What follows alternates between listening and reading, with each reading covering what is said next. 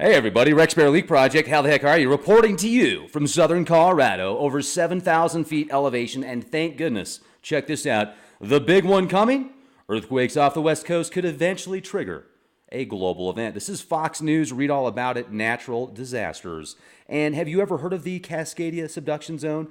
You probably have if you listen to Leak Project. Well, recently, a cluster of EQs from 2.8 to 5.6 on the Richter scale, nanu, shapeshifters, 6 miles underwater around the Cascadia subduction zone. Now, this cluster of earthquakes hit close to a big fissure off the coast of California parks, sparking fears of the big one. Now, previous studies have warned the geological spot of weakness has the potential to deliver an earthquake much stronger than the infamous San Andreas Fault. The last time was in the year 1700, between an 8.7 and 9.2 earthquake rocked the planet. In particular, the Cascadia subduction zone. Halo! This area spans northern Vancouver Island to northern California. Geological experts suggest a large earthquake on the offshore fault could trigger a 9.0 and a tsunami, and have brought up the sobering statistics. If the Cascade were to have a large-scale quake, the resulting tsunami could kill more than 11,000 and injure more than 26,000. And I think that is a very low number, because think of all the nuclear reactors and just how populated that area is. Now, Chris Goldfinger, how would you like to have that name? Goldfinger. Chris Goldfinger, the professor of geophysics at Oregon State University, said, the Cascade can make an EQ almost 30 times more energetic than the San Andreas to start with, and then it generates a tsunami at the same time, which the side-by-side motion of the San Andrean Fault can't do. Now, another quote from Professor Goldfinger, we'll lose a lot of bridges. We'll lose a lot of highway routes. The coast will probably be closed by downed bridges or landslides or both. Now, Captain Obvious could also tell you that, but what about the energy systems? What about the grid? What about all of the server networks that are out there? Would they be affected? How much would the internet be affected? Now, we all love the internet. So, Fox News, read all about it. And here, check this out. If you've been keeping track of Hawaii, it seems like the media hasn't been touching on it as much. 300 and something quakes today. Check this out.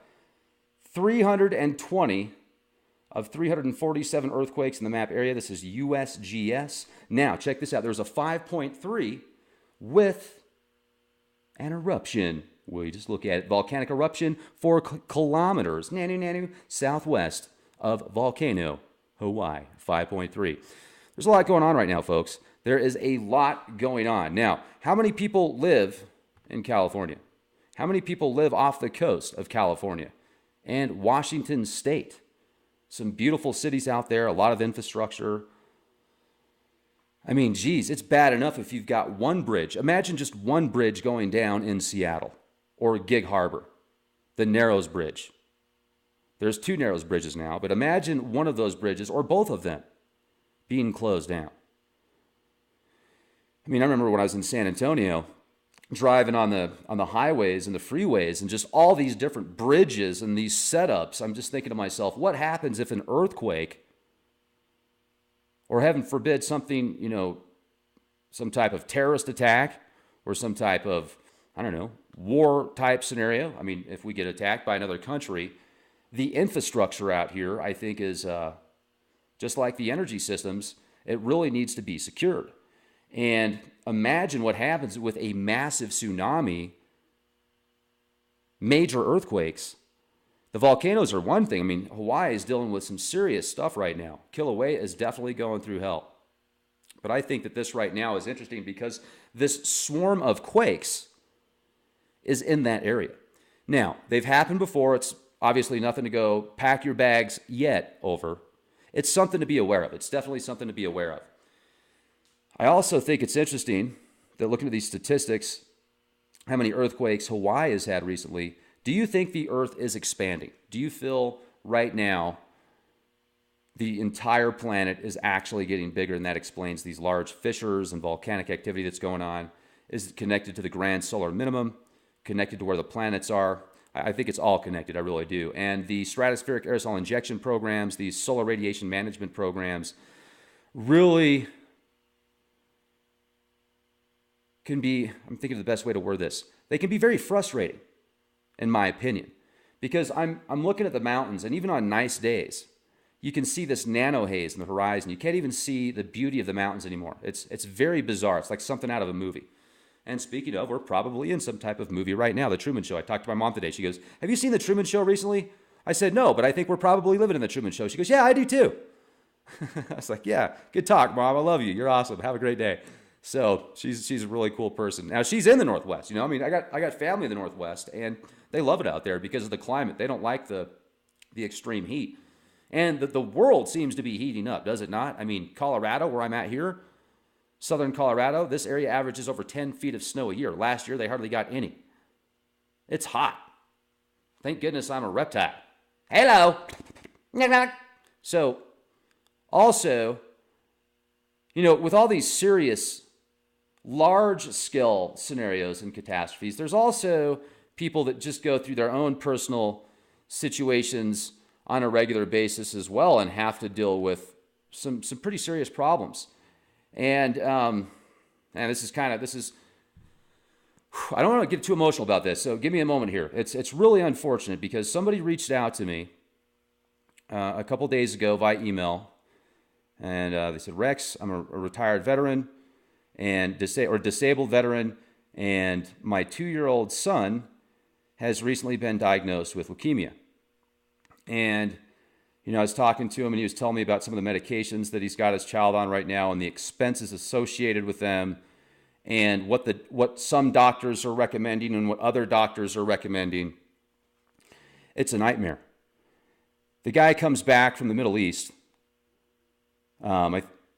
He's disabled because his vehicle and the people that he was with at the time drove over, what are those things called? The roadside bombs. And so not only is he having to deal with physical situations right now for his own self, but his own sanity coming back. And now he's got to deal with his 2-year-old son being diagnosed with leukemia. And certainly, I talked to him about it. He sent me a list of the medications that he's given to his son.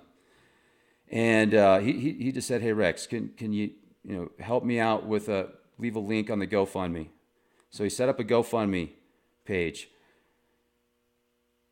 I made a donation. I'm going to leave the link in the video description box. And if you guys click the link, just take a look at it. And also, what I would like to do is the Wonder Woman painting. It's fan art. My friend Brady painted it for me. It's a beautiful painting of Wonder Woman. I would like to give this to the person that gives the largest donation at the GoFundMe site. I would just like to offer this as, hey, here you go, please take it. And I think Wonder Woman would like that as well. So I don't know, though, because I've never met her personally. But I'll tell you this. This is let me show it to you.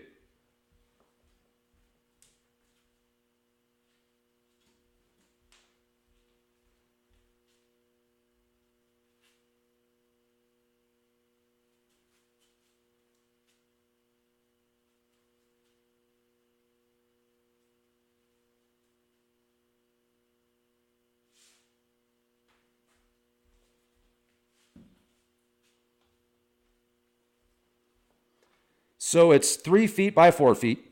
It's painted on a canvas, and I love it. I love this piece, and I think that personally, I can't verify this, but I think that Wonder Woman is based off of Inanna. And if you research Inanna, the Sumerian deity, the Sumerian goddess, very powerful, very beautiful goddess. And I think that at least from Anana's standpoint, Anana would be very happy to help in any way possible. So click the link, and thank you for watching the podcast. Thank you for supporting our sponsors. Thank you for becoming more aware of your surroundings. I was thinking about that, and I was talking to somebody today about the vision of Leak Project. And, let me share with you where I see Leak Project going here in the very near future. I get hundreds of emails a day, and I get asked all sorts of questions, and some of these emails are so long, if I was to read through just one email a certain time, it might take me an hour. And I do my best to go through as much as I can and produce valuable content that I feel is important, whether you want to look at it as entertainment or just knowledge or all of the above, or just, whatever you want to look at it as, that's great. But the vision of Leak Project, I feel, is offering information that you can't find in the mainstream, or that's going to be extremely difficult to find. Think of another way to put this. So I even wrote notes on this. Where's that? Okay. Hidden knowledge that has been suppressed by the mainstream to make the world a better place. That is the vision of Leak Project. Yes, information and news that you're not going to find in the brain drain media. Yet why bring that information to the table? That's great. Yeah, okay, information is wonderful. But what kind of information do you want to know about first? Something that could make the world a better place, that could help people around you? That's what I think's good. So that's the vision.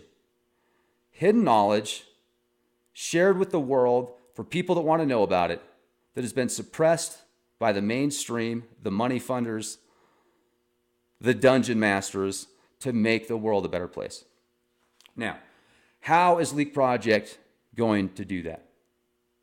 Well, the unique vision and alternative information in a, I guess you could say, eccentric fashion that's sometimes serious because I'm from Sirius, but not too serious, with a dash of attempted humor.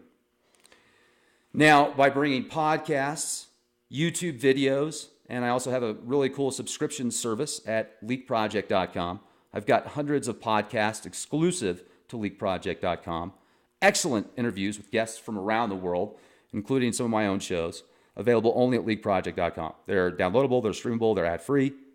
So articles, blogs, and of course the tinfoil custom caps that have literally EMF shielding liners.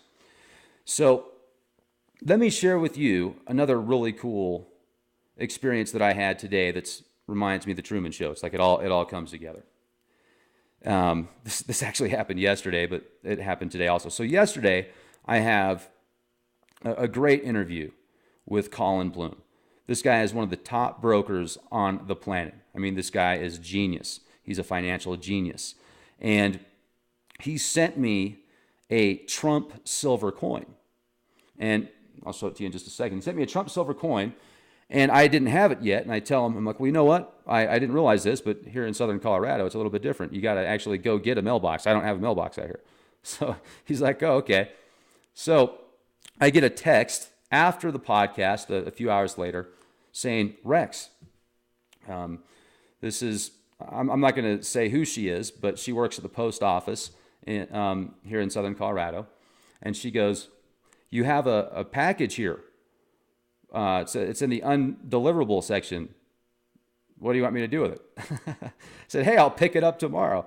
So I go pick it up today, and it was just such a cool experience because this area, it's, there's not a whole lot of people that live out here, but what are the odds that you get a text from somebody that works at a post office, that you get a parcel that's declared undeliverable, but that person knows you because you met them several months ago in a very interesting fashion where you go in to mail off some caps, and that person recognizes you because of the tinfoil cap that you're wearing.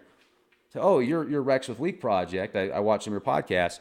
I mean, it's just so cool, right? And when stuff like that happens, doesn't it make you feel like you're in the Matrix, like the universe is sharing information with you. The universe is talking to you and expressing knowledge and love to you in a way that you can see, but it's not like me talking to you. Because people are like, well, man, if aliens exist, how come we don't see them all over the place? Well, there's a lot of answers I could give you for that in my theories. But think about you looking at a piece of like a bacteria,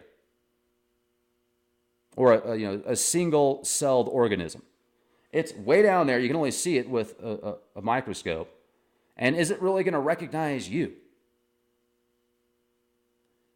God, divine providence, the Matrix, the universe, this reality that we're in, and these higher level beings are so complex. Do they have to look like us?